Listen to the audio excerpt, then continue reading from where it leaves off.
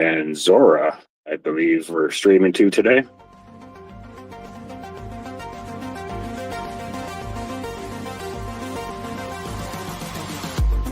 Just playing the intro. Be ready to go.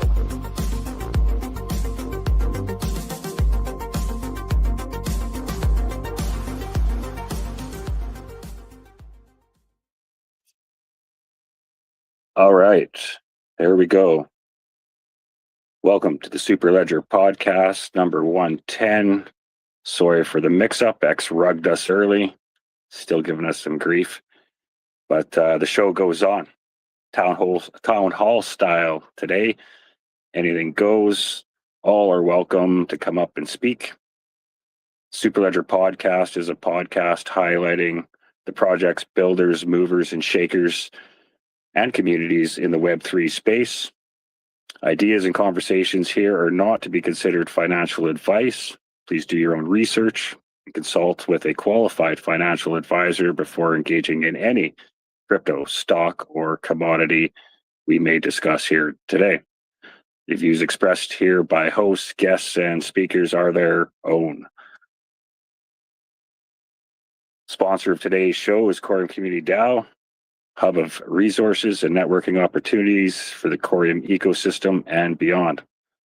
You can get involved easily by giving them a follow, reaching out on their social medias, or just simply staking to the Corium Community DAO Validator on the Corium network. We can keep bringing you value such as this here today. I'm your host, Chris. I think I'm joined by my trusted co-host and Web3 thought leader, Articulate. How are you doing today? We got this going? I'm good, Chris. How are you? Welcome to everyone joining and listening on the replay. And yeah, every week we do a spin to give out some CCD tokens to a lucky punk holder. And this week we did a spin sponsored or powered by Grok. And the number that came up was 3409. If you are the holder of that punk, you can make your way to our Discord and open a ticket, and you'll be eligible to claim 10,000 CCD tokens. So congratulations to our lucky winner today.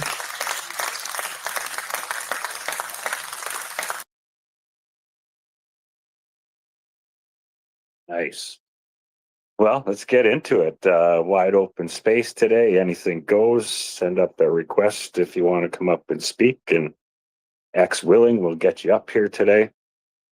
A lot going on in the start of the new year in the Corium ecosystem, but we reach well beyond that. XRPL, IBC, base, Flix, anything goes. You name it, we'll talk about it. But more specifically to Corium here on the short term, important to point out that Lendor, a lending borrowing platform put together by the bids.com folks, or if you've been around a while, they on XRP crew, they have a public raise that begins tomorrow. Did a live stream last night on it. You can find that on X and YouTube. Just kind of went through the white paper and the history of the project so far on their X account. So encourage you to reach out on that or look into that and see if that's something that interests you or not. Hopefully I provided you enough detail there to give you an informed decision on that anyways. And I think they are doing a public space here, I believe tomorrow also. Not confirmed on that, but yeah, just the same, good to see some growth there. They're looking at integrating it with Solotext, it appears. And we know Mike gave us a New Year's Eve or start of the new year update there that said they'll be rolling out more information on Solotext. So all the pieces are coming together here. So lots of things to look forward to as we start 2026. But yeah, anything can be on the menu here today. So just reach out if you want to come up, or if you have any questions, concerns, drop them in the comments, and we will certainly get to them. Articulate, what's on your mind today? Yeah, as you said, there's a few things. I think this week is also a big week in the crypto sphere, and so with the they're going to be making some moves on the market structure bill this week as well, the 15th. So that's a big day in 4 days.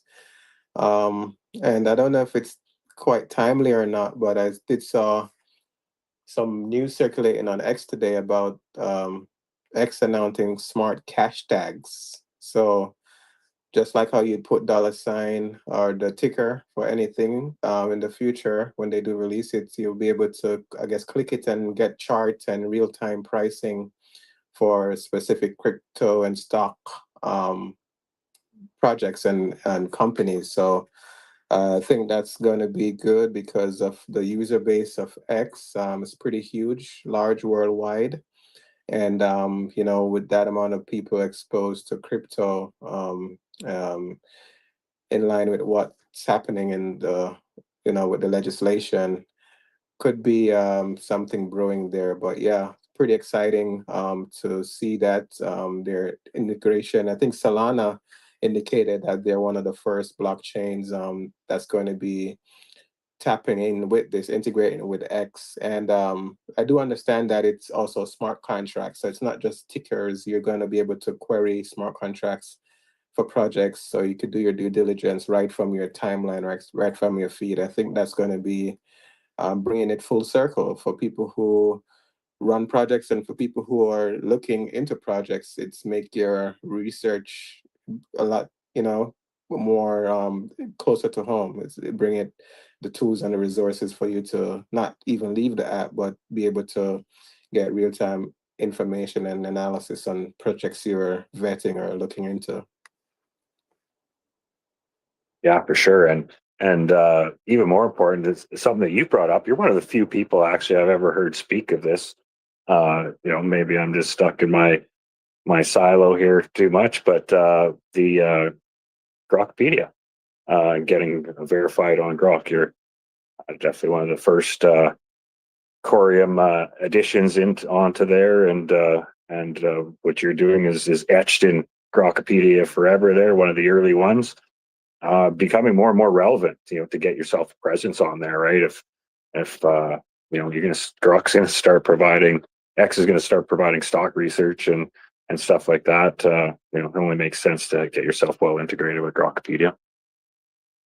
Yeah, I could see, if that pans out the way it's looking, I think it's not too far from actually overtaking Wikipedia itself. I think it's up to, I think, 6 million articles or something, but it's growing fast, and AI powered source of truth where you could verify in real time any topic, project, information, company, whatever it is. I think it's going to bode well if you're doing something in the space, or even if you're not directly doing, you could be a contributor by submitting an article on something you like or something. But I think the more information you have compounded on there, the better it's going to be for you. If you're, especially if your entity, a brand, project, you get yourself verified on there. As you see, it's becoming more and more um, like people are going there more and more to find information. And if it starts to become one with X algorithm and everything, it's gonna actually be like a home run for you in the future, because that's where people are going to be pretty much getting their information from. That's what the algorithm is going to use. That's what Grok is going to use as the brain power. And if you have your stuff situated there early enough, or no matter when, but once you're there, you're going to be able to be real time fact checked and verified on the timeline. And I think that's powerful, and that's why I did it when I did it. And to my surprise, it said I was the first verified creator to do that at the time. So I know it's going to bode well, for our ecosystem in general, because Quorum has a presence there already, and people are able to actually go and find out about smart tokens right now on Grokopedia and learn more about the ecosystem. So I do think that just with mainstream adoption coming, and with AI taking over, becoming that more prevalent in society, I think that having verifiable information on what you're doing, it could take you global in a split second. Somebody in El Salvador, wherever it could be, looking up whatever niche you're in, and your thing comes up. And especially if you're using your timeline good in terms of creating quality posts, it becomes the source. So now whatever Grok is populating, it cites your articles or your post or your, your threads or whatever, and you start to become now more visible as a, as a person who provides truth. And I think in the future that's going to be very, very valuable, because as you see, there's a lot of corruption, a lot of things that are being kind of left in the old world, or done away with. And if you start to become that source of truth, or being known as that, it's going to take you far places very quickly. Yeah, absolutely. That was actually going to be the second part of my question to you there, because I do a lot of Corium research and write articles and whatnot. So I do use different tools for that, Grok being one of them. And so I just noticed a trend. I'm a premium subscriber, so I had Grok since the start. So I've been doing Corium research with Grok since the start. And I'm starting to see more and more. Hats off to you. The smart meme token is becoming a well leaned on source of Corium information from Grok. The cool thing about it is it shows you its sources in the article, because AI is still fairly early, and it's come a long ways real fast, but it's still not perfect. So it's great that Grok gives you those sources. So when you read something, you can actually just click on it and see where it came from. And there has been some information that comes out. It's just like, oh, that's just somebody just putting out some random content that might not be factual, and that's what it used as a source. So becoming a verified source and a well-used and trusted source is going to go a long ways. Grok's becoming one of the most used apps on the planet right now. So this isn't going anywhere, nor is X, despite my country's attempt to maybe get rid of it. But yeah, so hats off to you. You're killing it out there. I remember when you first approached me with Grokopedia there, we were looking at it. It was at like 800,000 articles at the time. And I remember us talking about, getting in there before it even hit 1 million. And yeah, I can't remember the exact number, but I just seen today, and this is only like a few weeks that have gone by, that they're challenging actually WikiLeaks, and I think it's about 6 million articles now or something like that. Maybe that's what WikiLeaks is at, one or the other, but nonetheless, millions of articles compared to that sub 1 million just a few weeks back when we were first looking at. Yeah, and that shows you how fast this is growing. Yeah, I just looked at it, 6 million, almost 6.1 million articles available. And initially, when they started with the sub 1 million article count, that was just stuff that populated, that was things that people um, would have, that were popular enough, right? That was topics that, would be needed to start up the Grokopedia. But over time, they started accepting articles from submissions. So you're able to, with a premium account, submit a topic you're interested in, give some context, and it kind of does everything. And that's what I found with it when I submitted. Now I gave it, I had Grok kind of draft up an article itself, and then I submitted just a small part of it with, what I was doing, and it actually found everything else. So things I did years ago, over a decade ago, it was able to find links and stitch it together.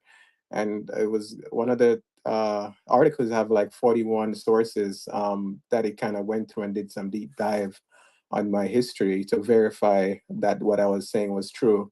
And I think it's going to be such a powerful tool, because yeah, with what we have experienced with rug pulls and a lot of things in crypto and just in life in general, soon enough you're going to be able to in real time fact check something right there, and you'll be able to kind of like not get caught up into bad situations. And that's why I use that, because as a meme coin, the people are not necessarily too trusty of because of the rap it has. But I'm showing by example that through Corium we can form a new narrative for meme coins, right? The memes can be used as tools and as very powerful tools because of the nature of how it relays messages so condensed, like in a condensed form and so quickly. So um, this is why I believe that I've always,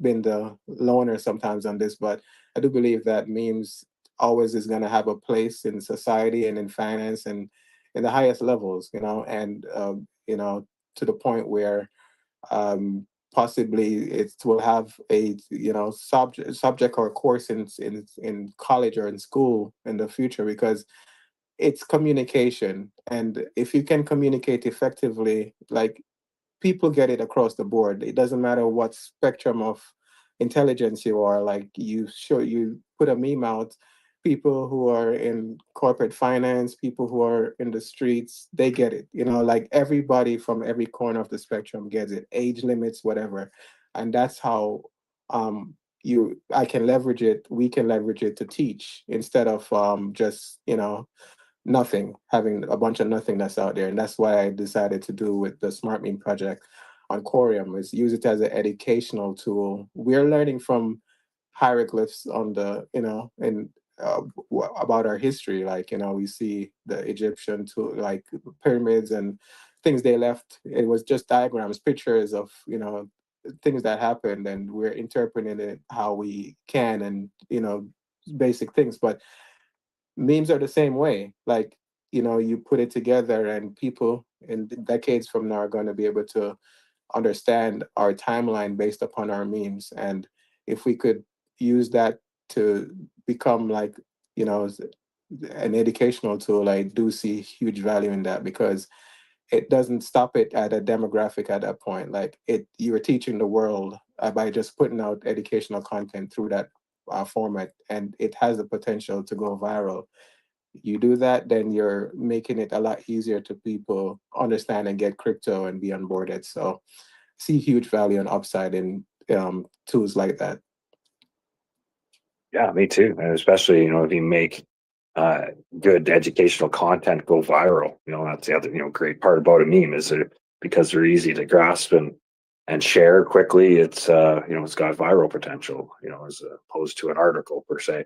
So no, that's great. I've always enjoyed the vision of your smart meme project there, and probably don't share it here is enough. So please, I know you got a great X account that shares about it, and a great website too, by the way. But Thank you. yeah, we probably don't talk or share about it enough on the Superledger podcast. So make sure you post the link there for Yeah, today. for sure, for sure. I'm still kind of putting some things together, because I do believe that there's gonna come a time when this ecosystem is gonna be a lot busier, and I don't think that's gonna be too far out. So because this is a fairly new project, I have some metrics I want to meet pre like the rush, so I haven't been too much out there in that term yet, but building, and the pieces are coming together, basically. So I'm making sure we have enough, to fund pools and certain things. We're looking at interoperability with the XRP ledger. So Q1 is the goal for that, having a bridged token over there. But, there's not a lot of people in the edu meme niche, and actively, right? So if we're able to do this right, this could become something that's modeled, and becomes a thing. And using Corium and the Superledger to do this, I think it's perfect because of the robust infrastructure that's offered underneath, but also the fact that Corium is a third generation layer one, right? So you know, people who are adopted or who have adopted crypto so far pretty much used to, first gen, second gen, right? So I do believe there's a learning curve with third generation layer ones, especially with smart token technology that Corium comes with. And if the vision of the team is spot on, where Corium becomes that operating software for tokenization in general, then yeah, there's going to be a lot to teach there, and to to learn and to integrate and to grow the ecosystem with. And as smart tokens get adopted, when Solotex drops, that's going to be the stock market Other assets are going to be using smart tokens. We're there to tell the story, and that's what the Smart Meme project is about. Smart token, Smart Meme token is the retail facing educational layer of the ecosystem. So I know that there is, based upon what the team has hinted at, there's a lot of deals and conversations on the table. And once the news starts rolling out, we're going to be right there to narrate and tell the story, because every blockchain needs that cultural layer, right? And if we could make the cultural layer education on Quorium, that's going to be massive. A lot of people um, see the cultural layer for blockchains as a lot of times just memes or just attention, right? But if the cultural layer, if education could become the culture and that becomes the layer that goes viral, man, you're going to be learning without even knowing it and being onboarded without even knowing it. But that's the thing about what this project is going to bring to the table and to the industry in general. And I've done it before in memes and traditional memes, and I'm here to do it again. And I think this time it's going to be bigger because this is actually where everything is coming. So we set up shop and have it, done the right way using the technology and the tools here. Man, it's going to be, something that blows a lot of people's minds. But I can see clearly, and I see the need for that. And using the speed and the robustness of this blockchain and the ecosystem here, it's all coming together. You see the enterprises are getting themselves ready. The government is putting themselves together with the legislation. Soon enough, the US market is going to be wide open to crypto and blockchain, and the adoption is going to, take another gear up. And in that moment, education is going to be the most important thing. You get what I'm saying? So with the run up in price and noise and everything, if you have the education and the information riding along with that bull run, with that wave, then you'd have more retention, because instead of people just coming in blindly and throwing a dollar here just to see what it does, if they're making educated decisions, I think that will have more people long term and more informed um, um, people who are confident and not too scared, because they have the right information to go with and grow with. So that's my vision and aim. And doing it on Quorum, I think, is a win for all of us. Yeah, absolutely. There's a lot to juggle. So that's more about Smart Meme than most people have heard so far. So, but I have already poked you to have the first exclusive interview when you're all ready to go. But great foundation you're building so far, and great vision. I totally agree.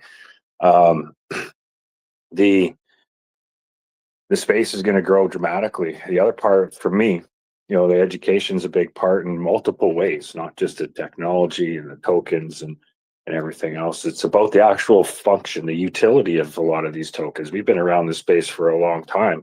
XRPL has been around for 13 years. They've been focusing on payment rails. 13 years they've been building towards payment rails. We can see that, the value of all those years of work are coming to fruition now. Right. So we're not conspiracy theorists anymore. What Ripple was building all those years ago, why many of us got involved in the XRPL, it's coming to fruition now. Corium was very early in its life cycle. Obviously it had a lot to build from.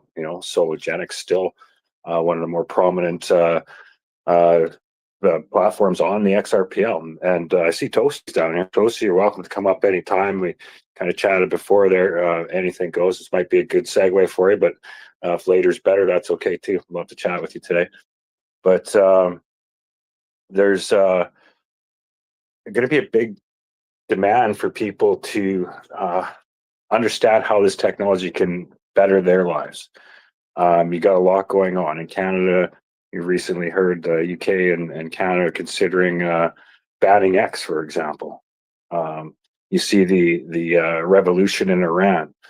Communication's been severed. So the tools, the utilities of these platforms, many of us have been investing in, speculating for years.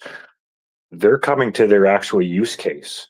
And to me, self-custody, being your own banker, peer-to-peer, hosting and holding your own media, so nobody can deplatform. Like, these are all the values that I'm here for, and that people coming to crypto are going to be like a lot of us did, years ago, where we just come in and let's just pick the right token and see if we can, win the lottery.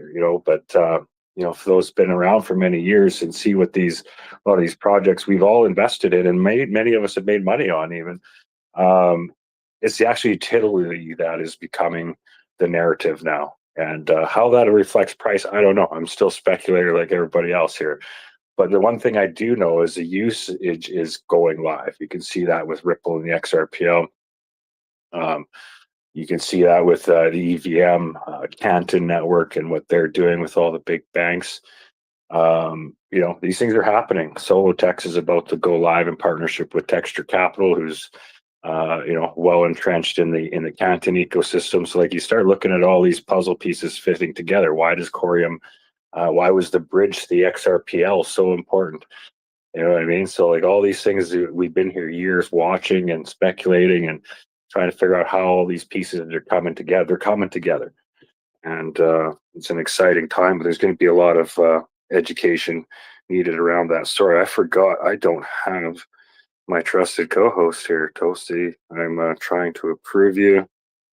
Might have to do it from the PC here. Oh no, I got him. But just to finish that up real quick, in conversation, it was still surprising to see the XRPL after all these years, and the partnerships, the deals, and what you can see is coming to fruition now. Announcement after announcement, they're in full acquisition mode. The Ripple's going live using the XRPL. They're making no bones about the need for XRP and RLUSD. We're connected to it, so it's obviously important. But Superledger's still number one. It's kind of surprising. Like, that chain's worth billions of dollars. It's got the global attention. This last week, the news cycle was almost like a paid Ripple commercial for the last week on any news crypto project that you were or crypto news coverage that you watched. So it's still surprising to see that Superledger's still the main builder on the XRPL as far as that goes, and that leaves a lot of opportunity for many that have been here in the trenches for many years, building and grinding and waiting for this moment. Well, the moment's here, and I think one of those is what a conversation we got into earlier today on X is with Toasty here is with Reaper Coin. This project's been around a long time. We've had Patrick and crew on the show a couple times now. In fact, highlighting the project. Great project. Big project, very complex. We spent quite a bit of time breaking it down.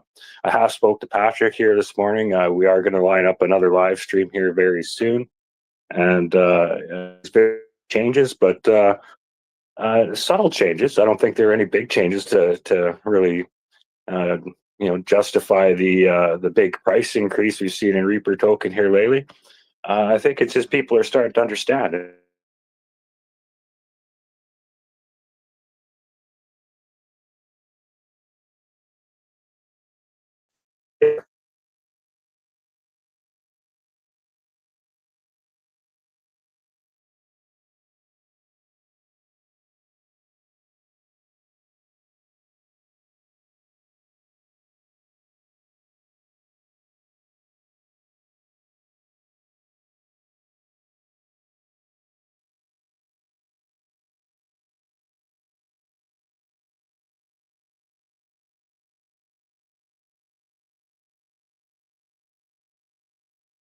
Did I rug?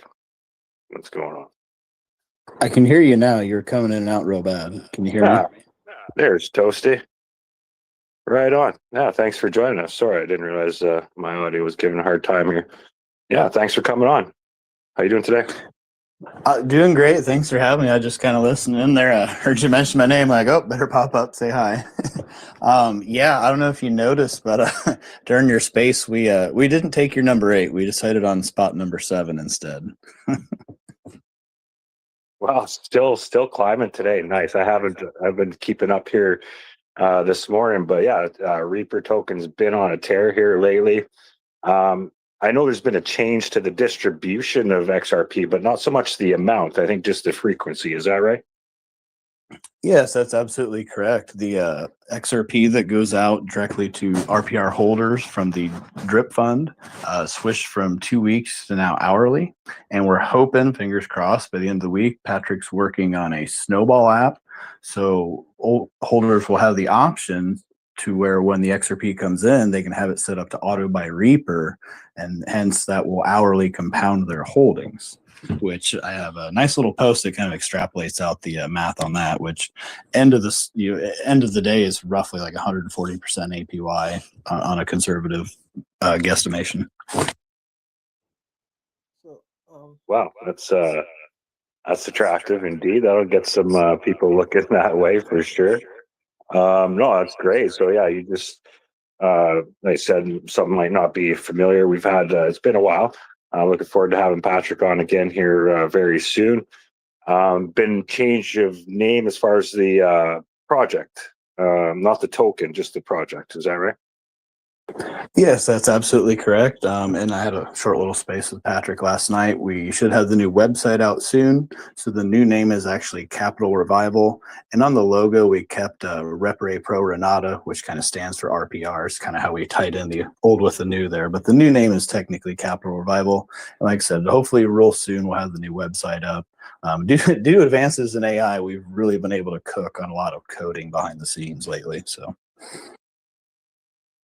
So yeah, I'm not sure how much you heard when I was kind of cutting in and out there, but I was speaking to the fact that XRPL, in my opinion, it has made it to where I was hoping it would get to 10 years ago when I was first starting to look at it. You see the partnerships, you see the rails being connected, you see the licenses and everything coming in. They're in full acquisition mode. They're gobbling up some of the best tech out there. So everything's looking good, and they've maintained, despite the SEC challenges and chaos, that blue chip token top. If you take stable coins out of it, I think they stayed in the top 5 without stable coins, but nonetheless, always been a top 10 coin despite all that. That's shout out to the community on that. They definitely played a large part, the XRP army, of keeping everybody's attention through those dark times of the SEC lawsuit. But Ripple threw a couple $100 million at the problem there too. So that's all related to to the community and those that support the XRPL through the years. So so it's still worth billions of dollars today. I can see that only going up. Do you find it surprising that that a project such as yours, it's a great project or that you're part of, that even at a $6 million or $7 million valuation, that it's making the top 10 on the XRPL all these years later. To me, I think it's a great opportunity, a great position for you to be in at this point. But which is just kind of your thoughts on where the XRPL is as far as people building on it outside of Ripple. That's a tough one to kind of bring in together. I think we're still very early. Kind of like what Patrick said, somebody's asking about the recent price movement. He's like, well, that's a good start. And I think that's a great way to answer that. If you're paying attention kind of behind the scenes, Ripple, something that really excites like our group is Ripple recently got that national banking charter approved. And it sounds like they're somewhat pre-approved on the Fed Master account. Now, if we get that Fed Master account, something my group's really looking forward to is access to RTPs, or actual real-time payments. So like currently, like our payments to real world debt liabilities, which is another service we offer, goes through, we were using Veravend and we switched, but it's a physical check payment processor, which high fees, long settlement times, you're dealing with snail mail. Now RTPs would allow us to do 3 to 5 second settlement times, that the payment sent. It would hopefully be through like API to like direct to like Bank of America, for example. So that's something I'm really hoping we could possibly integrate this year. question, if I may, Toasty. I'm, welcome to the show. Good to have you again.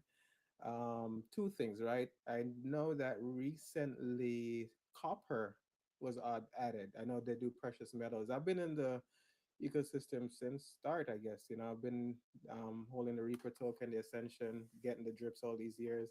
So it was good to see, Reaper all over my timeline again and in a big way where everybody's kind of being woken up to what's been happening all this time.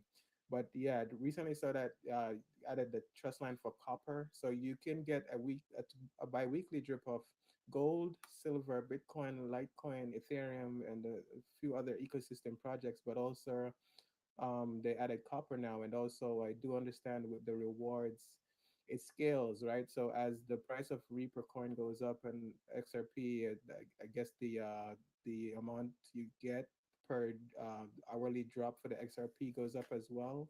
Can you add some clarity to that, please? Okay, I'm sorry. I didn't. Could you make the question a little more specific, I guess? I guess I didn't quite get the exact question. Oh, sorry. Yeah, just to verify about the copper. I knew that's a new addition to the drip. I don't know if it actually started to go out yet, but the copper and also the how the drip system works with the hourly XRP drips. Does it scale with as the Reaper coin goes up in value? Do you get a little bit more? How does that? I saw somebody's posted that. That's why I wanted to verify with you. Technically, I'm scaling. I believe that echo there. I believe the answer would be yes there. I that would be more of a Patrick question. I'm somewhat limited on what I can answer. What I can say is the copper. Ascension's still bi-weekly, so the next we just had a event today. So in 2 weeks from now, I don't think today, but I think in 2 weeks from now you should start seeing the copper. If not, went out today. I'd have to look. But Ascension will also be the next one. It's the next one in the batter's box to go to hourly distribution. Also, Patrick's feeling pretty confident. We've got things ironed out with Reaper, so we will move to the other token quickly. Wait. You're telling me we're about to get hourly drops for the other tokens as well on the Ascension drip? Oh, absolutely. We're starting with Reaper. It's the Keystone project. Wow, that's amazing. That's amazing, and that's huge because um, these tokens are being bought and burnt, right? Correct? Well, depending, your Reaper burns and buys, Ascension burns and distributes, and then PLR builds a price floor mechanism. So you're decreasing supply, increasing velocity, and building an ever rising price floor.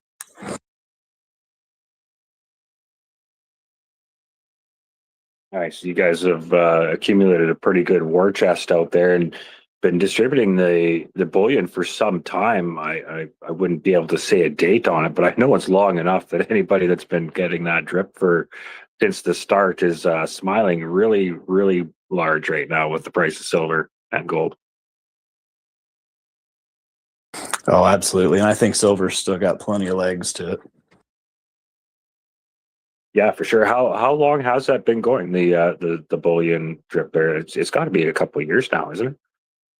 Oh gosh, I don't have an exact date. I could get it for you. I was just thinking earlier, gosh, I've been with the whole group for 3.5 years myself now.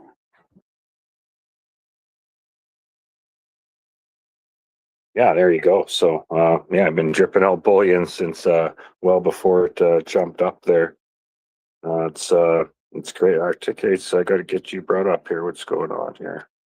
Yeah, there were got some messages about Mike being muffled. Can you hear me? Yeah, that's way better. Okay, good. Right on. Sorry if I cut into your line of questioning there. Articulate. Go ahead. Oh no, you're good. You're good. I was pretty much finished, but yeah, just educational wise, just to get some information out there, you are able to claim the bullion. So if you do buy the token, when you get to one full coin, I guess how it's set up, you can claim the ounce of silver, gold, or copper. Right? Is that correct, Toasty? Yes, sir. That's absolutely correct. They're all minted in a 1-to-1 fashion. So, one full AAU, AAG. Pardon me, I don't know the abbreviation we chose on copper, but it's one token equals one physical ounce of each of the tokens. And yes, you're going to have to pay for shipping and handling. Of course, we can't really get around that. But yes, we will send the physical balloon to you upon request, and then the tokens will be burnt accordingly. It's to me it's good because if we can see what's happening right now with what even especially the move with China at the start of the year, they kind of closed the door on the physical silver, and you have to go through this long process of governmental licenses, etc., which is pretty much like a no go. So yeah, it's getting more and more scarce to actually be able to say claim a 1-to-1 in that way. So and that's what's causing the problem at the Comex. They weren't able to show up their reserves. They don't have it. They don't have the physical silver to match the paper that they have on the balance sheet. So that's causing the discrepancy in the market right now. And good to know that a project on the XRPL, you are able to still access the physical. And I think, yeah, as you said, there's still more room to go in terms of the run that silver is on right now. And also heard that there's more metals that is going to have similar runs, because what's happening is that we're going back to the original value, the original money. And, that's why the paper, markets around the world, fiat is kind of little bit more wobbly, right? And a lot of the value is being returned back to the precious metals and the things of real value, right? So I can imagine that the future currencies are going to be backed with these precious metals and stuff, which would put something behind the dollar once more, because that's the system we had before and they moved away from it and got us here. But it's good to know that these things are finding their true value. Some of them never did, because when the system started it was just suppressed for decades. So now we're going to actually see what silver is actually worth, what copper is actually worth, what gold is actually worth, and so forth. And it's a great time to be alive. And XRP playing that bridge currency functionality with the tensions and trade that has been caused by this discrepancy in the markets is only more relevant, right? Because the bridge currency aspect is going to be trading across, jurisdictions that don't necessarily like each other, but can still do business through blockchain. And as Chris said, these use cases are becoming more and more relevant each day.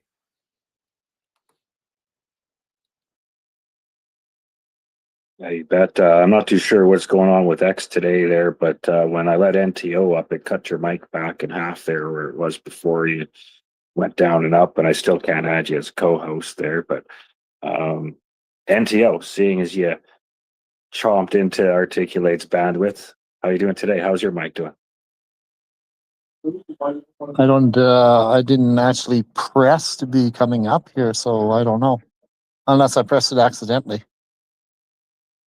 Well, somebody requested for you anyways, but nice to have you here, just to say. How's it going, Chris? Toasty, good to see you in the space. Long time no see. Brother. I saw you last night. I know. I was being facetious. No, I think what were you guys talking about? Copper? Bitcoin. No, yeah. Yeah, we're actually talking about Ascension, India.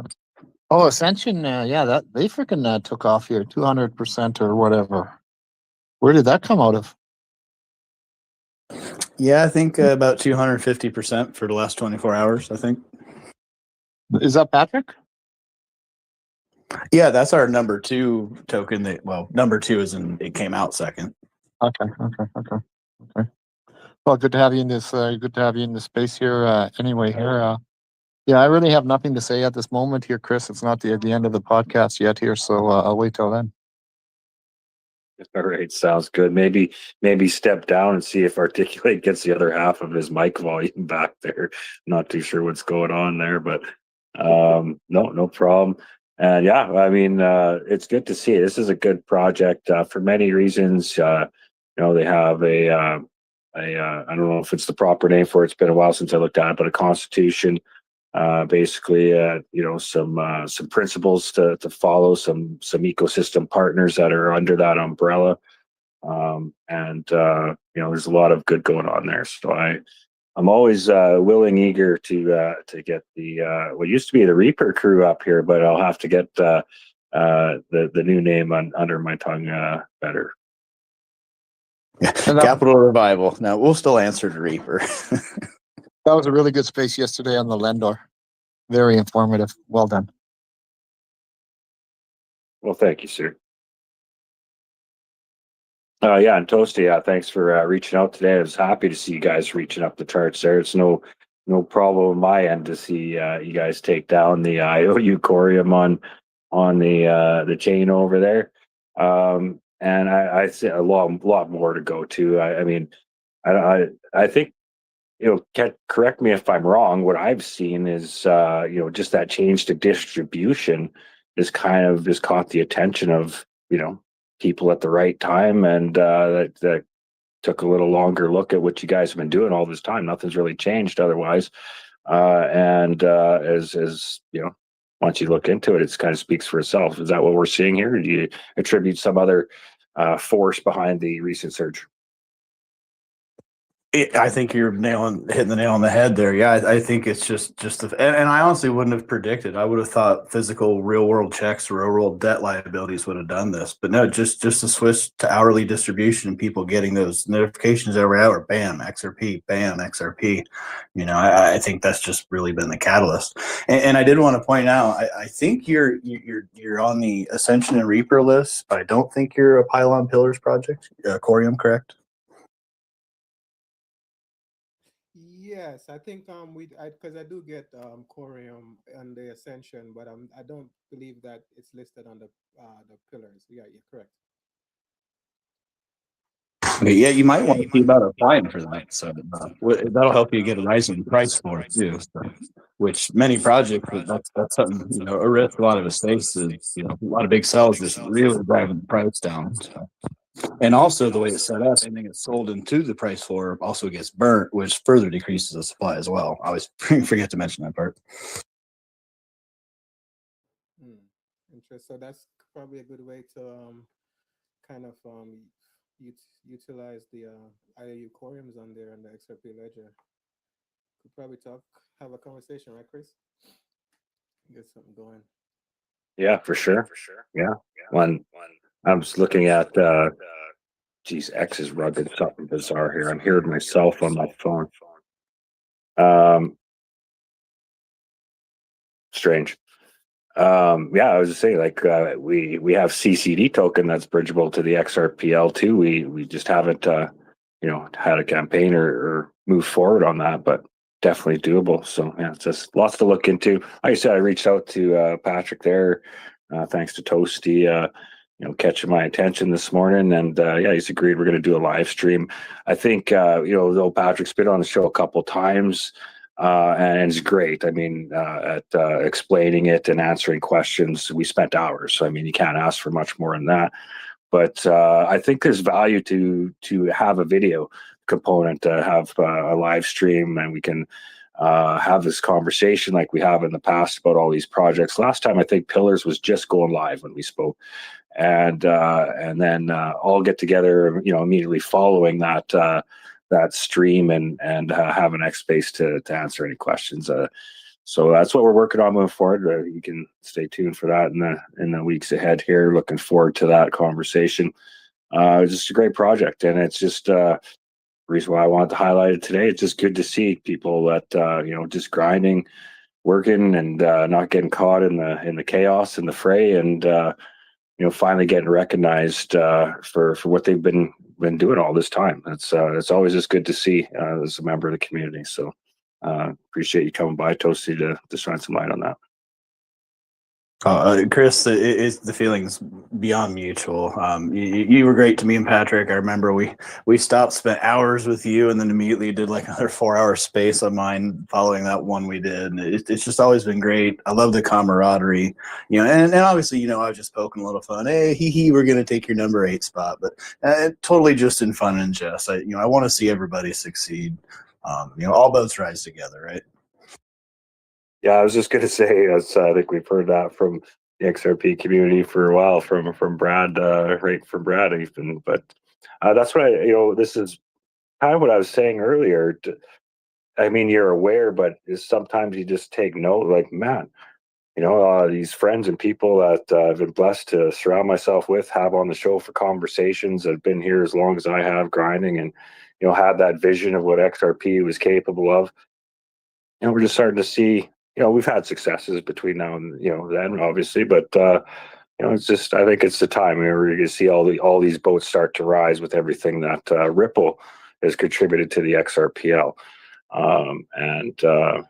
It's we're kind of going through the same thing in Corium, right? Like, Corium's a newer blockchain, obviously, but Corium, they're building towards what they need to solve the problems that they need to solve for institutional. But it's still a public blockchain. Anybody can build on it, and we're really early in that space. And some days you look around and like, man, am I too early? But then you look at the XRPL, and I just look at the list of builders on that screen, and it's like, you know what? It's about building that foundation, the long game, and it's just great that these two communities are connected via multiple bridges, but on our end of things, a great two-way bridge where any asset can flow freely between the two blockchains. To me, that's something that hasn't really fully been tapped into yet. I know it's got a ton of potential, but a few years from now, I'll probably be saying the same thing. It's about time that people figured it out. Man, and Toasty just gave some good updates with the fact that shedding light on the ascension actually also going to an hourly distribution. I always love the the bi-weekly distribution. So to know that I'm going to be getting that hourly for both XRP token and also the ecosystem tokens, plus the hard assets like gold and silver. Come on, man! I don't. That's a win-win. Just getting the drip all day, and I think that's as these projects and the XRP ledger gets adopted and more visibility. It's only a matter of time. Those like 0.0000 whatever you get now is gonna have some real value behind it as the ecosystem grows, and we're primed, especially with all the work everyone has done to contribute to the success. This number 3 or 4 chain in the ecosystem in the industry, and it's only a matter of time. It gain some more traction and momentum, and all these projects are going to get more visibility and more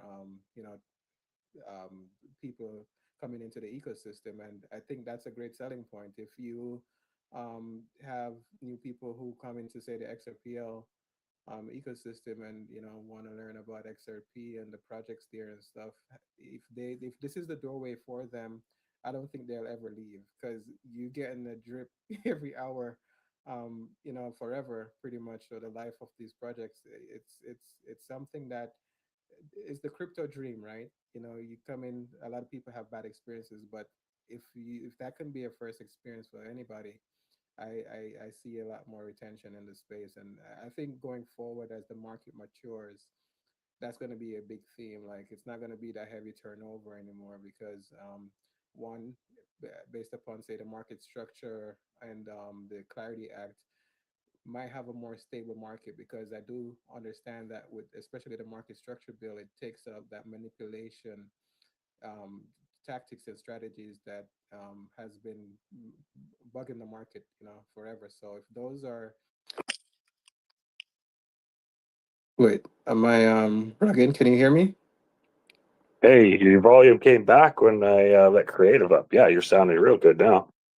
You sound like you're in one of those Star Trek movies.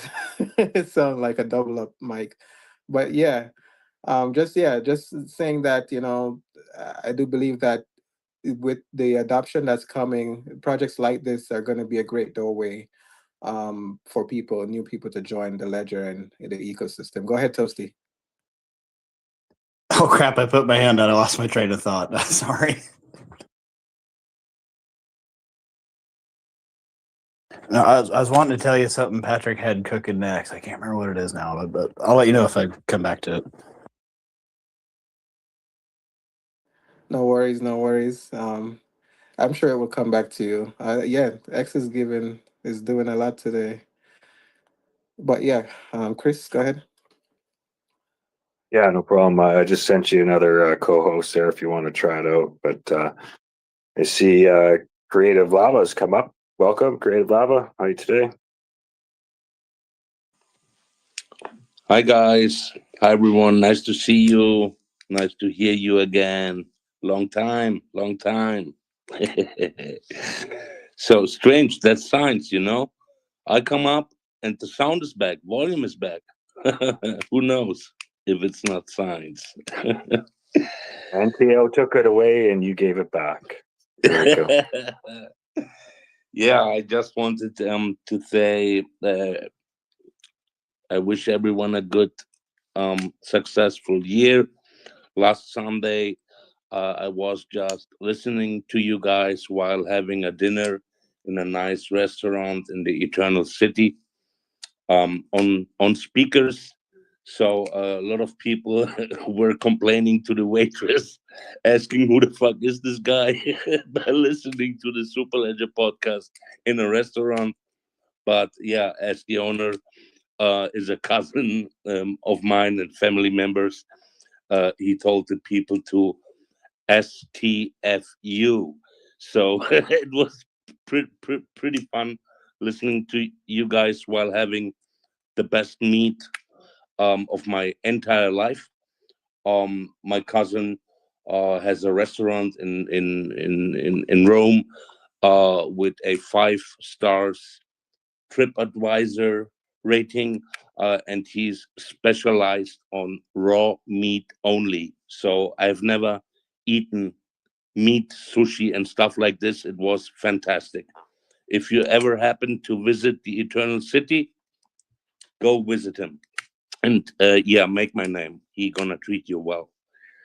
Um, if you don't mind, I would like to share my good morning tweet on the Jumbotron with you. This tweet explains why I was not active in the last 10 days. One of my New Year's propositions were to do a little digital detox and concentrate on some in real life actions to be accomplished because I have a project to finish and I want to support this project with a little visual storytelling. So I have used the time from my Christmas holidays by visiting my family after 2 years that I wasn't there for Christmas and New Year's Eve, and accomplish my last video takes so we can start to launch my real world asset project on Corium. I already told you guys that I'm gonna tokenize some juicy olive oil from my hometown area, and I'm super stoked yeah, to do this in a few days, maybe some weeks, where we will be finishing our 1 minute reels that my videographer friend and I'm working on right now. I'm gonna open a new X account for this project and yeah, do the storytelling also a little bit on the. So if anyone wants to receive some specific info and stuff like this, you can always reach out to me on the CCD Discord. I'm happy to see you there. And yeah, just wanted to say Thank you guys for everything. Always happy to be here with you. And I'm super stoked.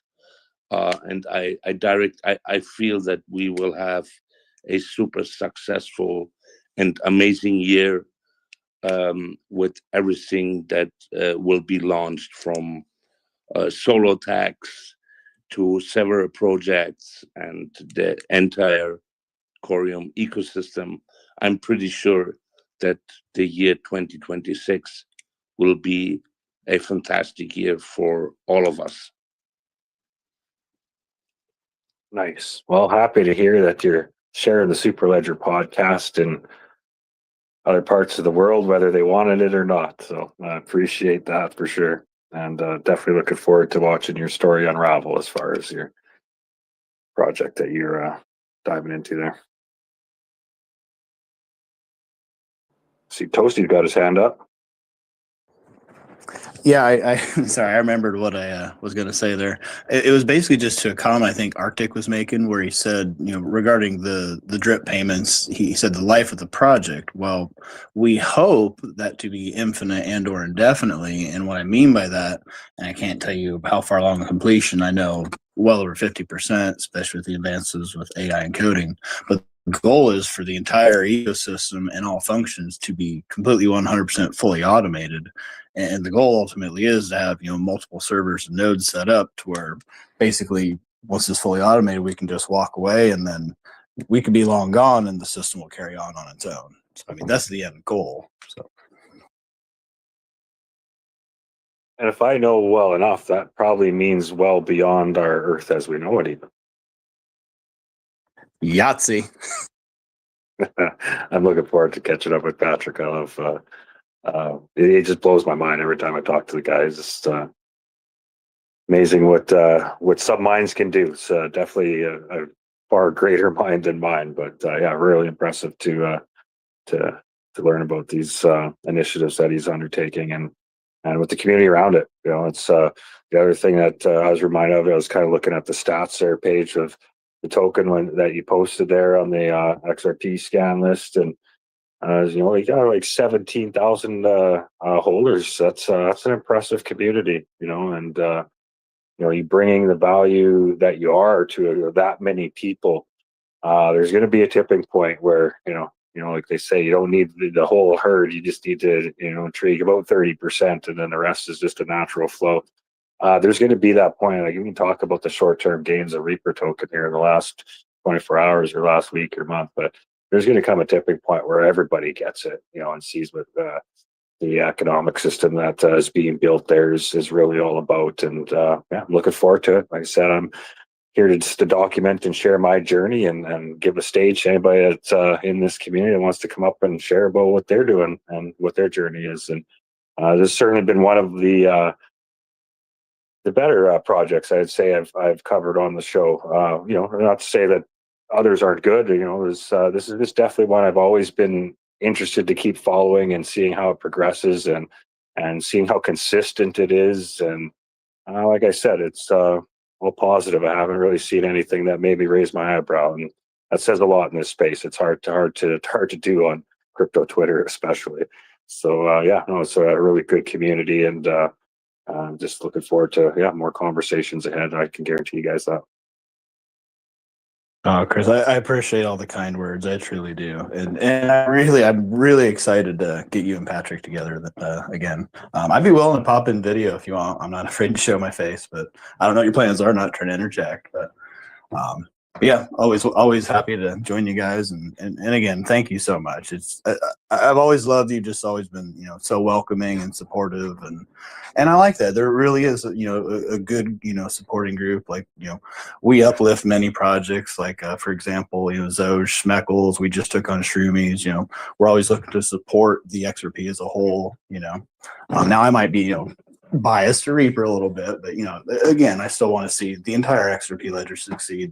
You got a great project, and there's many others, and but yeah, just thank you for what you do and keep it up. I appreciate it. So excellent. Well, thanks again for stopping by and your share this morning. That inspired me to comment and have you here today to talk about it. Really good really excited for you guys. It's high time you get the recognition the project deserves. And sadly, sometimes it just takes token price to go up to catch everybody's attention, but it is what it is. It doesn't matter. The end result will be the same once they find the way to your project. I'm sure they'll see a lot of the things that I've seen over the last few years. So just a reminder, it is an open space here today. Everybody's welcome to come up, share, talk, ask questions, change directions, whatever you want to do. Floor is open. We get back to guests here in the weeks ahead. I'm finally back at my home base. I've been on the road for 6 months, so this is the first podcast from my actual home base. Everything's set up. X is given some glitches here, but so far so good. Yeah, happy to be back. It's I had to escape winter. I caught myself a little too far north too late in the season here, and actually seen snow this winter. That was a little upsetting. So happy to be back here in the rainforest where it's a little damp and green. But thank you everybody for joining us. Just send a request if you want to come up. I'm just reminding myself my trusted co-host isn't here today, so I'll do my best to keep my eyes on that. X will not let me get my co-host articulate up here, and he is really the machine on this podcast that keeps all these things flowing and things getting posted up top. Creative, if you need something up top, I'm sorry, man, you're going to have to do it. I've yet to successfully get anything to the top of a X space bubble in my time. It's just not possible for my device, I don't think. But feel free to share anything up there. It goes for anybody here. Yeah, I think only Apple can do that. I'm Android and I can't do it either. Yeah. Oh, I already did, brother, but the today's space is super glitchy. Yeah, that's why you might don't see it. Don't worry. Awesome. I see BRW's here. BRW, you're welcome to come up. Always eager to hear your TA. We're talking about some TA on the Reaper token. Here's what we've been talking about. I don't know if you're tracking that one or not, but it's on the move. But let's see if we can get you up here.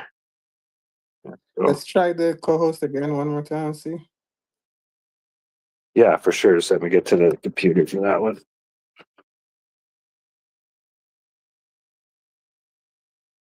BRW, welcome. How are you doing today? Hey guys, how you guys doing today? Good.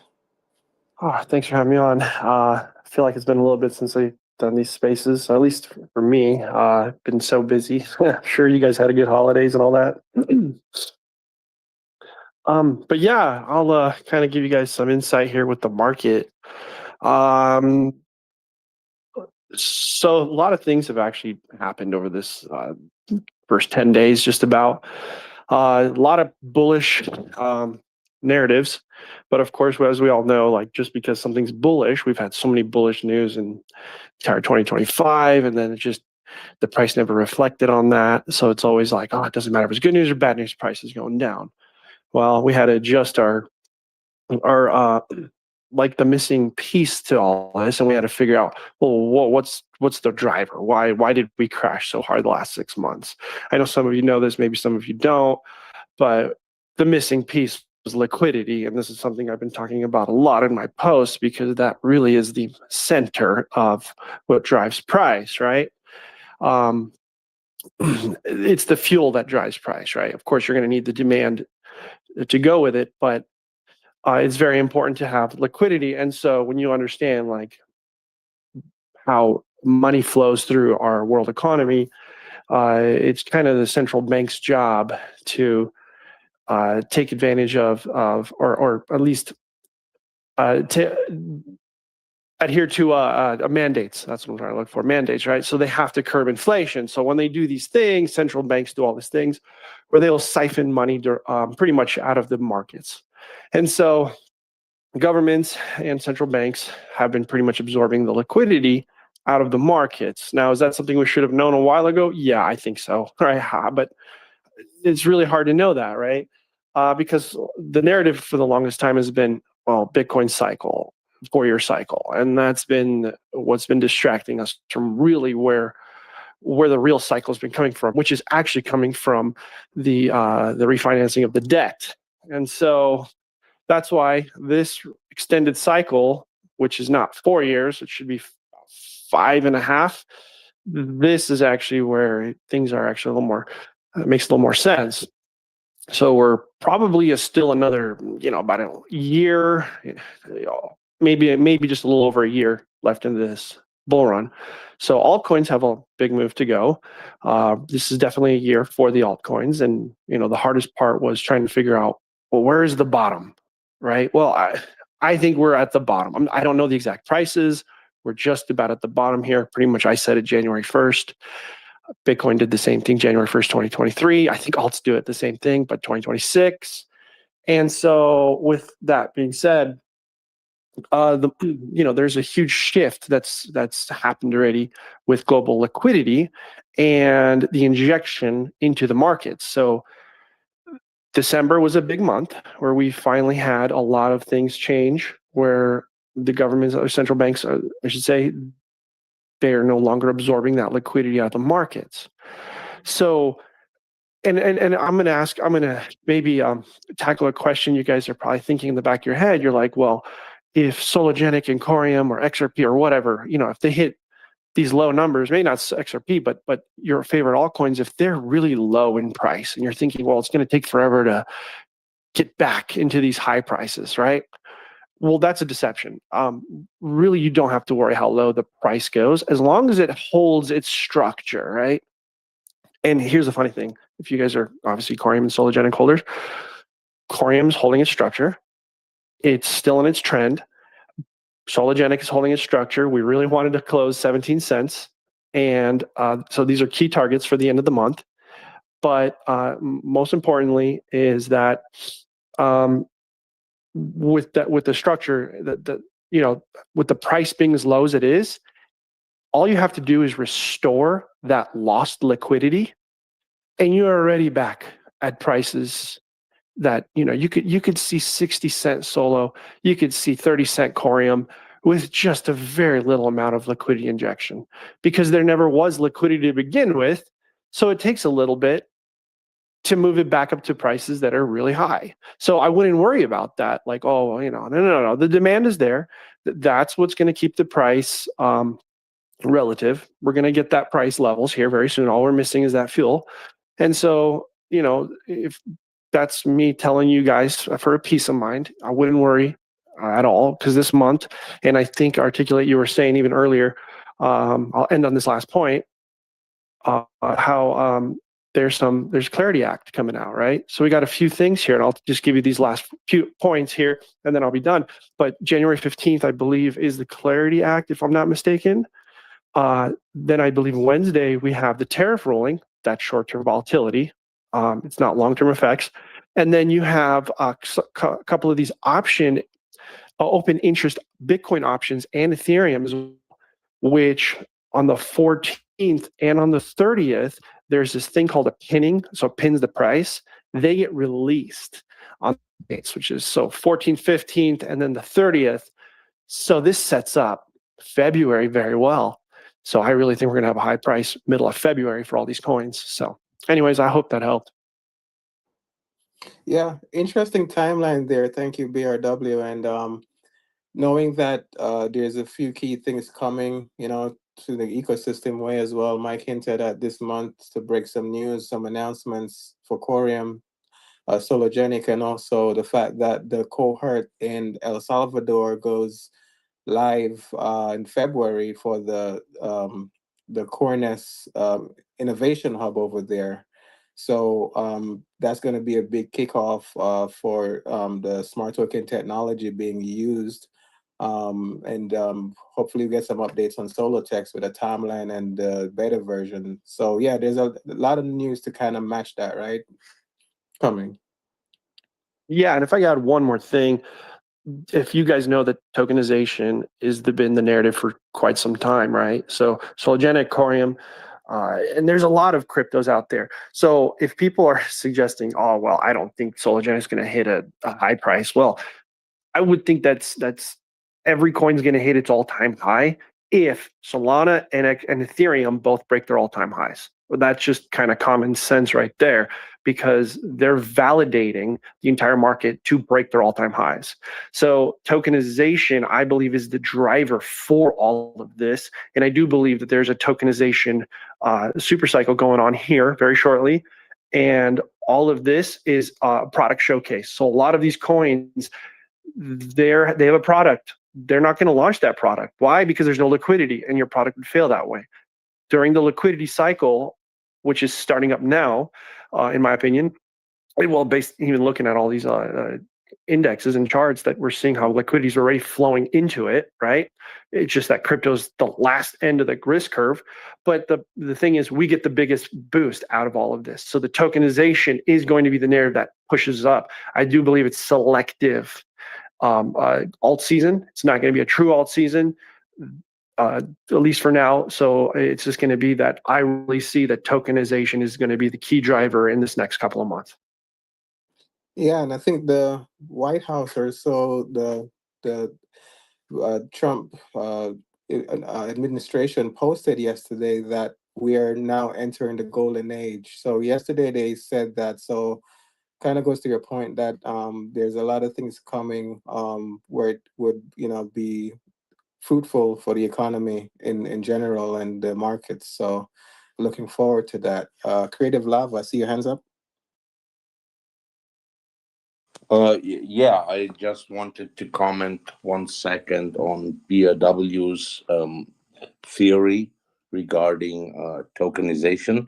I don't know about you guys, but I'm pretty stoked if I see a company like Tether opening a new website that is called hadron.tether.to. And this website is specifically made for tokenizing anything and anywhere. I totally agree what BRW said, that we might have been talking about tokenization of real world assets in the Ethereum ecosystem since a while, more than 1 year now. But on mass adoption and the worldwide stage, we don't even have seen the 2% potential of where this will be heading. And we might gonna start see it if big players like the biggest stablecoin in the world, like Tether is starting to launch new websites and projects specifically to this value proposition. So that's very interesting and super bullish to me.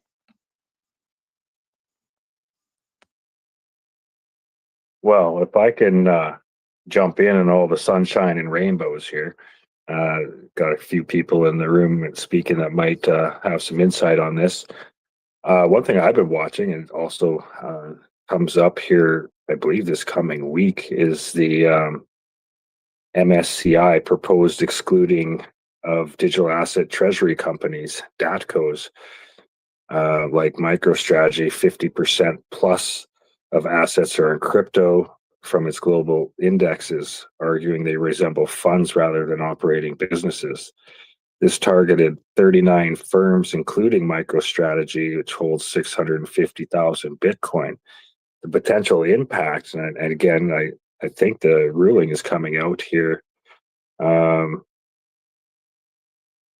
Just hang on. They might have pulled on that. Okay.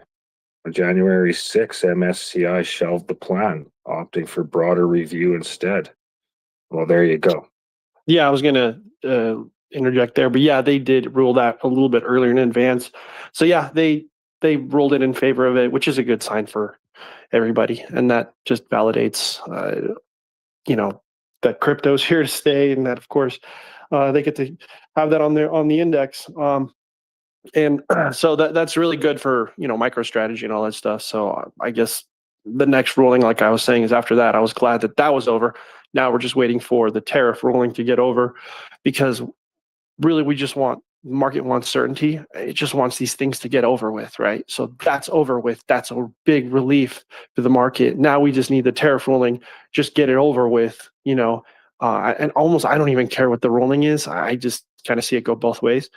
But the more of these anticipated events just get ruled, especially with the Clarity Act, I think is going to be passed.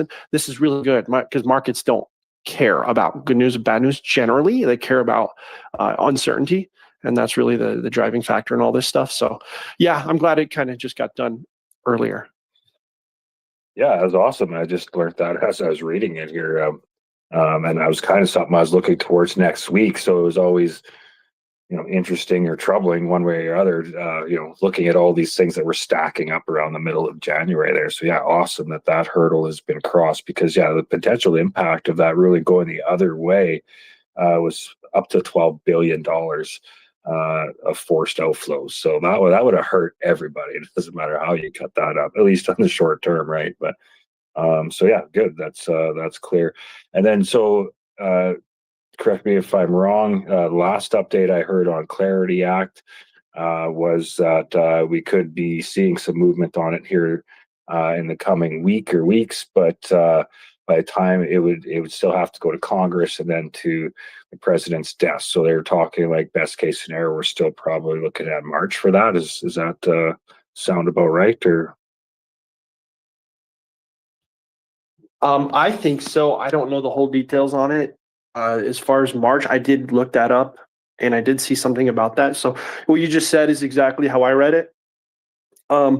So I would say nothing ever really passes right away. I mean, yeah, it may get signed, all this stuff, but for it to actually make an effect on the markets, I don't know. I'd have to get back to you on that. well, I think everybody's watching the scorecard pretty close. So I think even it moving up from its current spot to Congress would be a good sign that things are moving along the timeline as quick as one could hope. So, because I think even to get to that, it'd be a bipartisan event there already. So, again, I'm a Canadian. I don't know anything much about U.S. politics. Unfortunately, the Canadian news here certainly doesn't tell us anything of value as far as that goes. So I'm left to just my own musings and things I stumble across on X about that. But yeah, it's everything's pointing in the right direction so far. I see Yonda's here. She's definitely got her finger on the pulse in Washington and beyond there as far as regulations and regulatory discussions there. It's always great to hear from her. She hosts podcasts regularly, but steadily on the weekends, Saturday, Sunday mornings. It's about 6 a.m. my time, 5 a.m. my time, I think, actually, Pacific. But a subscriber, she's holding more frequent subscriber-only spaces that have a ton of value in it. And subscriber is a $1 a month on that. So a ton of value there. So make sure you give Yonda a follow at the very least, but definitely dip into one of her podcasts or X Spaces because she's boots on the ground. She's in these discussions in the same room. She's been to the SEC roundtables, and I know she's got a ton of speaking engagements with a lot of smart people coming up. So she'll be a good one to follow as this regulatory process evolves and connects this TradFi to the DeFi ecosystem. It's going to be interesting. We can't get complacent. We can't let our guard down. They'll take away our toys if we're not watching them. So.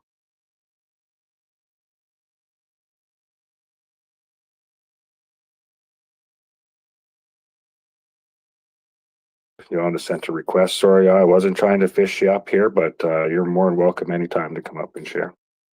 I think I gave you an okay. See, this is the importance of my co-host here. Just hang on, I gotta go to the other device. I'll get you up there. Welcome, Yonda. How are you doing today? Can y'all hear me? Yes. Awesome. Thanks for coming up there, Yonda. Appreciate it. Sorry, I wasn't trying. I was just trying to give you a shout out and throw you some flowers, but I appreciate you coming up. Oh, thanks. I'll be real quick if that's okay. Thank you for allowing me to have the floor. Yeah, Thursday the 15th. there's the markup that's taking place for the crypto market structure framework here in the United States. So I have a friend that'll be in that markup room. So I'm like, okay, that's fine. And then I will be hitting the bookend. So I'm headed to a Clarity Act for national security, AI, and digital assets in DC that same day. So we'll spend the evening just kind of talking about the red marks that took place on the Clarity Act. So looking forward to that. And on Friday, I'll have subscribers only space and I'll give y'all a recap of what I found out because I was in the room. So I'm looking forward to that. Thanks, Chris. Oh, that's awesome. Yeah. So there you go, guys. If that didn't convince you to spare $1 out of your pocket for at least the next month's worth of Yonda insights, I don't know what will, because I guarantee you a ton of value there. Yonda, I know you've spoke a lot about what you're seeing and hearing and the value opportunities that you've seen. Like I've heard great ideas. You get my brain the wheels of my brain turning, lots of ideas and opportunities that these technologies and once regulated are going to allow and bring to us. But if I can just pull back and just say, like, as far as tokenization of real world assets, just that in itself, what's your feeling is that aspect alone? Positive? Are you happy to see where it's heading? And do you think there's some concerns, speed bumps we should look out for? Just real quick, just on a sentiment level. Yeah, great question, Chris. And hello to the Superledger Podcast and community. I'm Yonda, the founder and CEO of Genius Room. And so I have the opportunity, because I'm close to DC, to travel to the Security and Exchange Commission, the Commodity Future Trades, find myself on Congress as a delegate, as a woman of color for blockchain. So oftentimes I speak on behalf of underrepresented, under um, yeah, I would say underrepresented populations when I do go to Washington, D.C. So when you talk about tokenization of real world assets, I'm really excited regarding the new financial models that are being proposed out there with tokenizing debt, tokenizing certificates, tokenizing real estate, and some of these other sectors. And essentially, the conversation around the room has been tokenizing everything. Now, you have to figure out what that looks like. And the biggest opportunity will be privacy. And it would also be on compliance. So on the 21st and 22nd of this month, I'm attending for MSRB, the Commodity Future Trades Agreement, as well, Commission, as well as the Security and Exchange. They have the compliance outreach um, testing. And so that conversation regarding what are some of the new updates to whether you're doing municipal advisory, whether you're doing broker dealer, some of the regulations that they're considering to go in place, but also what compliance looks like. So if you're getting into tokenization of real world assets, you really have to think through the audits that are going to take place to make sure that you're in a position, your company's in a position to deliver what it says is going to deliver. And that's, you can anticipate at least on a monthly basis having that audit mechanisms in place. I hope that helps.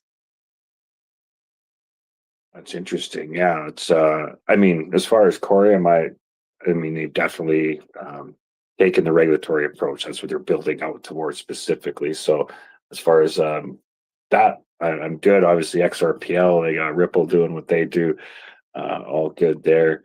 But I can see that in itself potentially cleaning up the space quite a bit of maybe companies that aren't quite so forthcoming or can't be quite so forthcoming. I would agree, Chris, and I believe we held in our subscriber space. I was talking to you all about 2025 and the 250 mergers and acquisitions that took place in 2025 that was kind of like shh, and I think it was relatively quiet. So if you think about even banks, so as you think through the longevity of some of these smaller, even boutique banks, especially if they haven't retrofitted their rail system, and you think about the largest cost is infrastructure. So with these M&As, I think it was Discover, was acquired by, I can't even remember off the top of my head, but there's many of these mergers and acquisitions that took place, 250 in 2025. So yeah. And I know like Ripple's very active as far as mergers and acquisitions here in the last year, and they said they're actually going to be even more aggressive with that in the coming year. Do you see traditional finance buying up the new technology to get to where they want to be, or do you see it possibly that the new technology, the DeFi side of things, will be empowered? You see many of them getting OCC approval for bank charters and stuff like that. Do you see it as possibly that DeFi is going to be buying up the traditional finance rails? Or obviously a combination of both possible, but I'm just wondering if you see a trend developing there. That's when I think about M&As, I really don't know. And the reason why I don't know is only because finance hasn't been my native area. I believe now is a great time if you have something that you're thinking about, um, then look at a no action letter and move forward. 2026 is really going to be a year for collaborations, whether there's legacy institutions, whether there's encroaching new out of the box businesses that are coming. It's a great year to really talk about what your value proposition is and position yourself if you're interested in collaborating with some of these legacy companies. There you go. Well, I appreciate you, Yolanda. That's why I subscribe. I think you bring a ton of value to the space, and encourage everybody to at least become a member of the Genius Room. That part's easy. We're all sitting here on X anyways. If you're listening on YouTube or Zora, find yourself to the Genius Room on X, and the subscription fee is only $1 a month. I don't know. I don't know what to say. I don't know how better I can explain that. For $1, you get a lot of value, but trust me, she covers a lot of ground, and she's very good about coming by the Superledger podcast and saying hello to and contributing a ton of value here. So it's well worth more than $1 for me, because you contribute a lot to my my life and time here, Yonda. So I always appreciate it. Feel free, anybody who wants to come up, ask any questions, jump up. Everybody's welcome. Open space today. Articulate, I've tried a couple times to co-host you there again. It's just not working, and we almost had it figured out here, and just when you think you got it, X comes and throws a wrench at you. Yeah, it does behave like an X in real life. No, I'm just kidding. But yeah, we'll try again next time. But yeah, good to have you, Yanda. Always a pleasure. A lot of valuable insight. And I always love to learn from you and what you're building. I do see you as one of those people when everything goes mainstream, it's gonna have a billion-dollar empire that is kind of still onboarding and have systems in place. And it's good what you're doing now because it's setting a solid foundation. And in this space, we need solid foundations. And being that bridge between the regulators and the retailers is very, very, very important, because you get to kind of bring the true insights and the true sentiment of what the retail is facing and experiencing, and also enlighten the regulators, and also back and forth. So it's that two-way bridge, and that's immense value.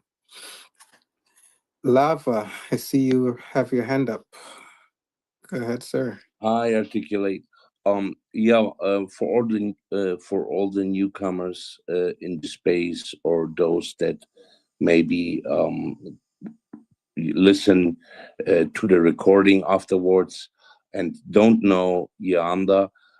She's not only the superstar of the Genius Room, but a very important founding member of the Web3 Artist Awards, and she belongs to the organizing committee. That's why you see her lovely organizer's badge of the Web3 Artist Awards. I'm proud to say that I belong to this fantastic team, including Chris, and I can't wait to start, develop, and build up new cool things for this year's Web3 Artist Awards. So just for your info, guys. Yeah, absolutely. That's where I met Yonda actually, and I've obviously went from working with her at the Web3 Artist Awards to being a subscriber, and hopefully the top subscriber that shares her message the most, and is because it's an important one. Yonda, one thing you kind of pointed me towards, I was like, how does the guy get involved? How's and a very big organization. I learned you were speaking with and interacting with Stand with Crypto. They got a Canadian component to that, so I've started looking into that. But while I was poking around that day doing that, I stumbled across some startling information about stable coins in Canada. Our government had a hearing on it. This was in mid-November that the hearing was. But unlike the United States, we don't have a Canadian governing body like the SEC. It's just province by province. Ontario, being where our government is based out of and thinks of themselves as the most important part of Canada, has the Ontario Securities Commission. They do the bulk of the policy and enforcement in Canada, because most provinces just kind of lean on them for guidance. And I think the OSC in Ontario kind of leans on the SEC as far as guidance out too. So I always just kind of assume we're somewhat in lockstep. But here I'm watching this hearing from November about the banking committee wanting to get a stable coin framework out ASAP. And while they are, it sounds like they're going to ram this through ASAP, whether everybody likes it or not. But they're reaching out to the OSC. To the Canadian Securities Agency, hoping that they'll kind of take the bull by the horns and make this happen. And they're just like, hey, we can't, we want to do this in a collaborative, we want to have like somebody from each province and, from different sectors. And, that's how we see this moving forward. And our government committee is just like, hey, we don't got time for that. We need this framework out now. And if you try and round up 20 different cats to make this happen on a short term, it's not going to happen. So the committee actually solved and learned nothing that whole hearing. I kind of wasted an hour of my life on it. But what I did learn is that in Canada, it's just the idea of stable coins. Like we are far, far behind what's going on down there. So it's going to be interesting, and education, awareness, thought leaders, and portals to learn and share these ideas and concerns and advance your ideas into your legislative process in Canada, I think is even more opportune than even in the US, like Yonda's highlighted. So you're inspiring me to reach out and do better, because Canada's got some work to do. I can see that. Congratulations. First, we got to figure out if we do have a Canada left here, Chris. Yeah, I see Edmonton. I've seen some video from your hometown there, Edmonton, it was Calgary, I guess, a couple hours down the road, that they had one of the first where you could sign the petition to separate from Canada. And man, there's a lot of people that showed up. So it's going to be interesting times for sure. It's not only Calgary; it's a lot of these rural, these smaller towns and everything. I mean, they're standing room only, for Christ's sake. This is going to be a shit show when it comes to what's going to happen to all Alberta here. So we'll just sit back here and see what happens. But yeah, I know what you mean about the stablecoin scenario here. I also did find out that basically mining anything, mining Bitcoin or anything, any proof of work here in Canada is pretty well 100% business tax. So as soon as you mine that, it's a taxable event, which I really did not know until just this year looking into it. So I mean, this is going to be an interesting year for me to figure out what the hell did I do here now. Yeah, we got a lot of 45%. things going on here as far as that goes. Sorry, articulate. Go ahead. And I was just saying 45% on Corium just in the background. What's that?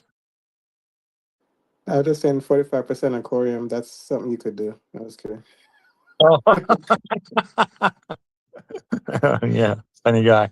But yeah, I mean, the CRAs is basically really going after crypto here in Canada. Here, I've also been seeing a lot of notifications on that here, so that's going to be interesting what happens. Because I mean, we're all coming up to tax season here.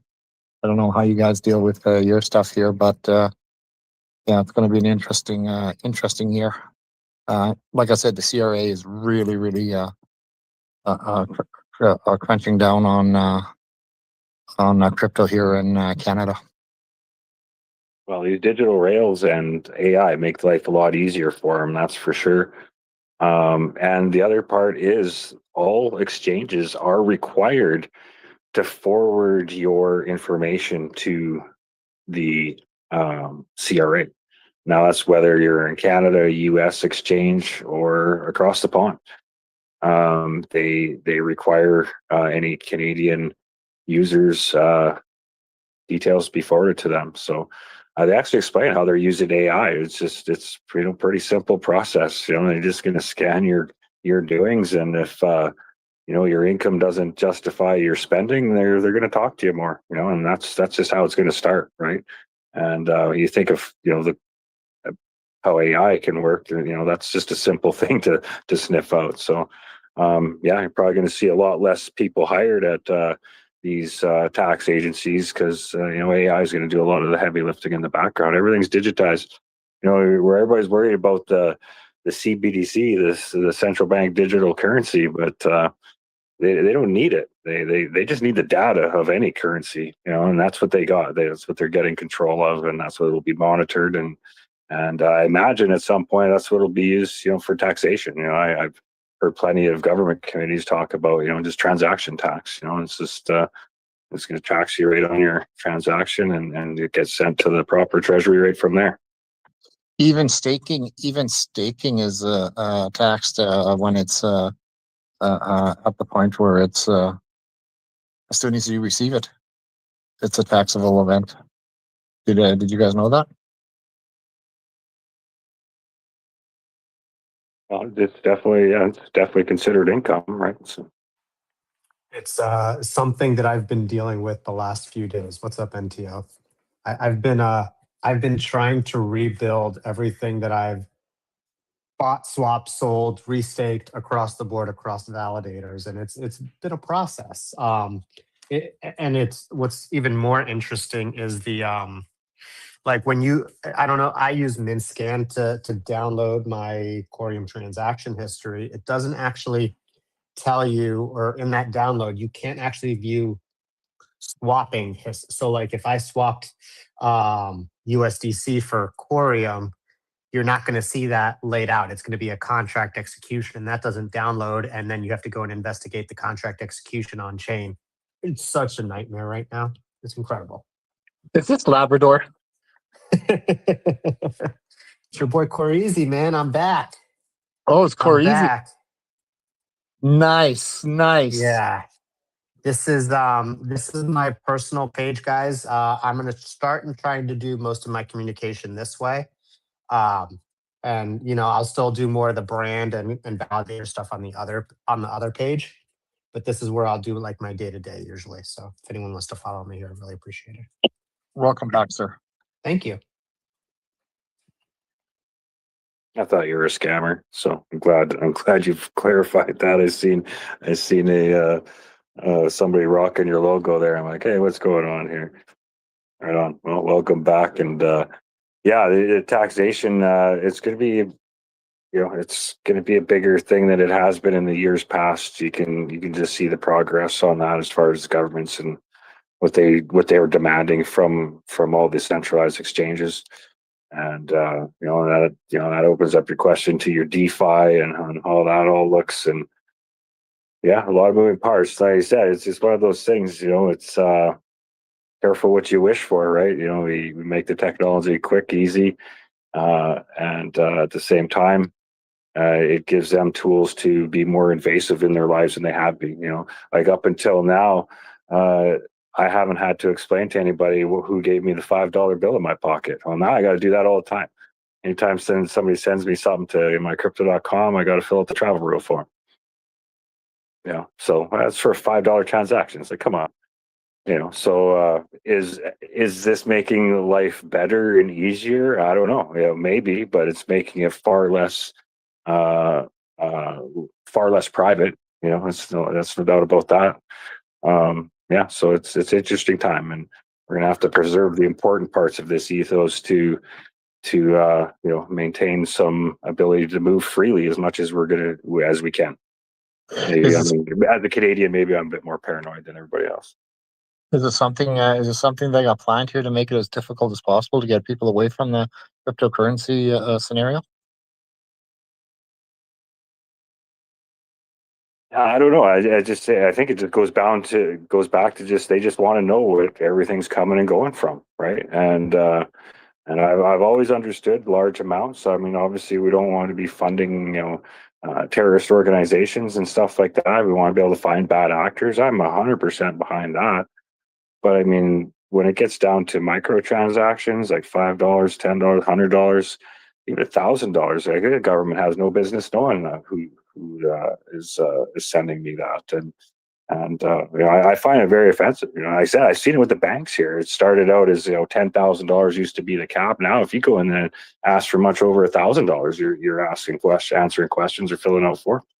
It's like it's not like the policy changed. It's just like they've just keep pushing that threshold lower and lower and making us accept it. It's like, hey, you want to do banking here? That's just the way it is. So you don't like it, go bank somewhere else. That's their attitude. And it's pretty crazy. It's just like, well, okay, so I got to give up my privacy to continue to have the luxury of being your customer. That's amazing, right? And you think of how much your bank already has for information on you. They're willing to give it up freely, like in Canada, in the convoy there. The banks forfeited all the documents. Anybody that donated to that cause, the legal cause, through a legal process, still had their privacy invaded by the federal government. So it's privacy is a big thing, and everybody's kind of getting a little bit loosey goosey on that, just because the institutions are here and all the money is going to flow in, and what costs. So The other thing I did also notice here, going to any ATM now, if you want to buy Bitcoin on any ATM here where I am anyway here, everything now is KYC. Before there was certain amounts here that you could buy from the ATM regarding Bitcoin, Ethereum, and Litecoin, which are the three that you can do here in Canada. Now they want your KYC here for anything you buy in an ATM. I found that really interesting. You know what, NTO? 99% of the normal people out there don't even know that the money inside a bank account doesn't belong to them. That's true.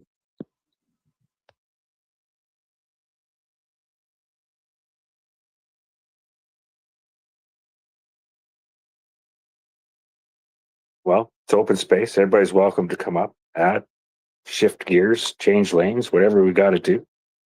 We'll be going almost 2 hours. That's not too bad considering we rugged before we even started. Had a few microphone glitches. Still can't get my co-host up here. articulate. So make sure you give him a follow so X knows that he should be co-hosting here today, not just a speaker.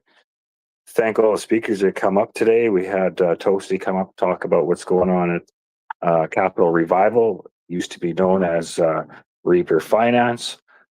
Price has been spiking lately, so got everybody's attention, and it's good to catch up on that. Going to have Patrick on the show here soon. We're going to do a live stream, and we'll follow it up with a space after that. So sounds like there's more to learn there. And like I said, it's probably been over a year since we last had Patrick on. So I imagine all his other initiatives have probably advanced somewhat since then. So I'm looking forward to catching up with him on that. Creative Lava came up, talked about, I don't know if he gave it the official name yet. I don't want to say the name in case it's not the proper name, but he talked about his real world asset project that he's doing back in his homeland there, bring his beautiful olive oil product to the globe via real world assets. So that's going to be exciting to watch. And BRW didn't do so much on the TA today, but gave us some updates on just the overall sentiments of things that he's watching here for in the next week or so. But ultimately just said, we're all going to make it. We're good. Hang on tight. Let's go. But always appreciate contributions there.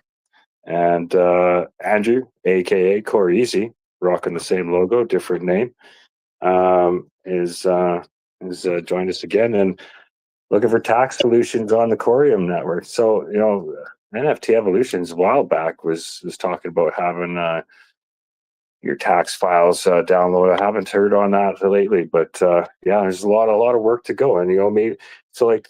These are opportunities, guys. When you're sitting here tuning in the Superledger podcast, whether it's on the replay or not, you hear somebody that's in the space here. They just introduced a point of friction for them that would apply to everybody that's doing the same thing as he is: trading Corium, staking Corium, validating on Corium. So there's a friction point. Needs a developer. Needs somebody to push a solution forward, make life easier. You provide solutions.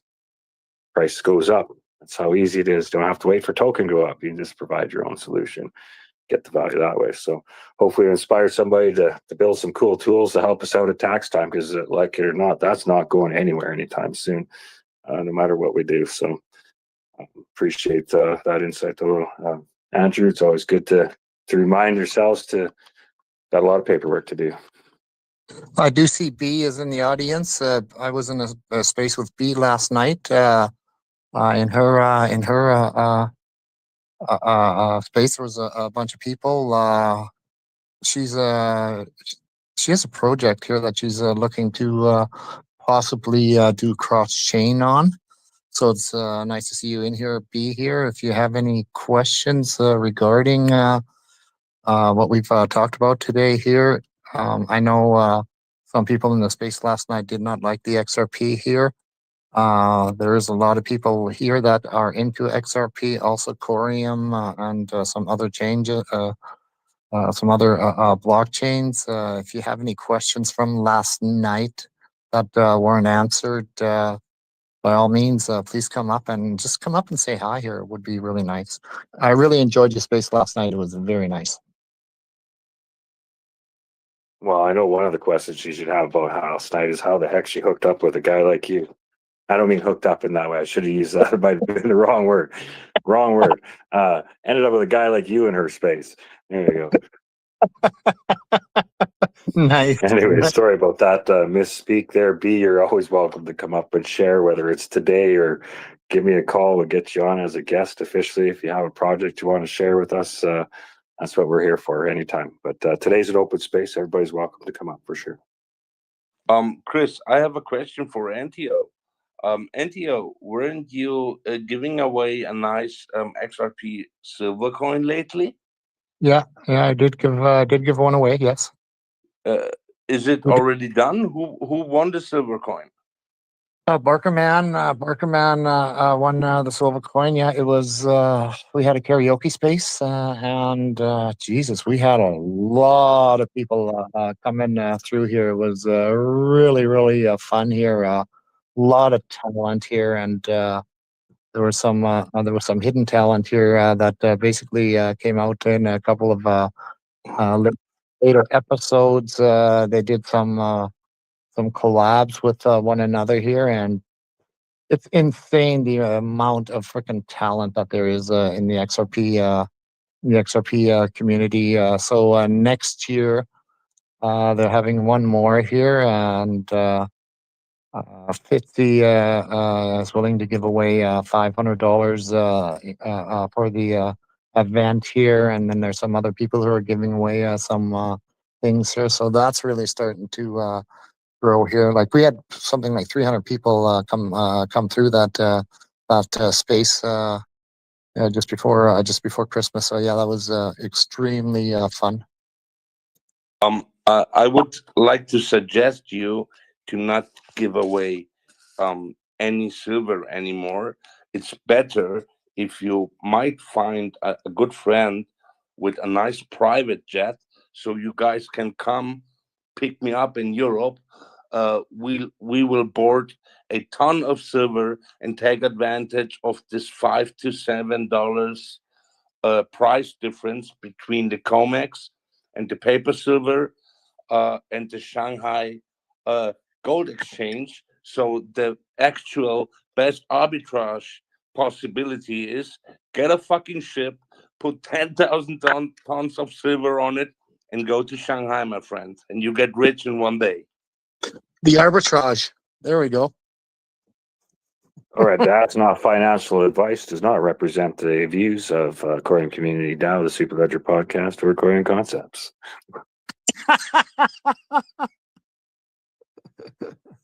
Of course. So sorry, Chris. Oh, it might be great advice. It's just not for me. That's all.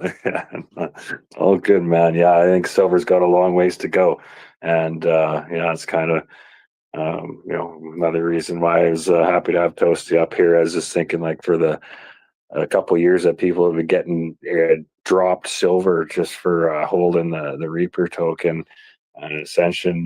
There's they're going to be pretty happy because it wasn't too long ago that silver was like $10-12 an ounce. So imagine if that five X's from here yet. I think silver's triple digits easy. It's just a matter of time. So yeah, a lot of exciting things. Appreciate everybody stopping by today. We're going to work to wind things down.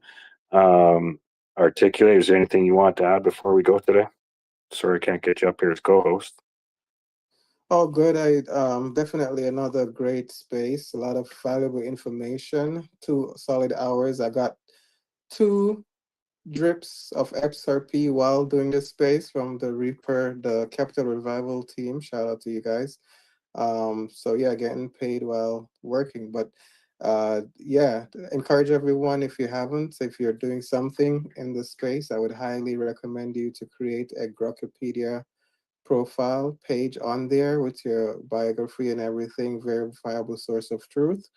Helps you with the algorithm, everything, and just to be, verifiable as a team, as a project, as a brand. I think it's going to bode well.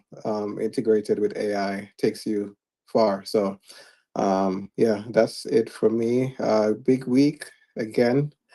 We have some important milestones and things to look out for this week. So, I don't know if this is going to be the week the Quorum team speaks, but we have a few more weeks left in January. So we should hear some groundbreaking, earth-shattering news coming from the team that is going to give some refreshing information on the direction team is heading and projects are heading, and just some insights on what has been cooking over the past couple of months.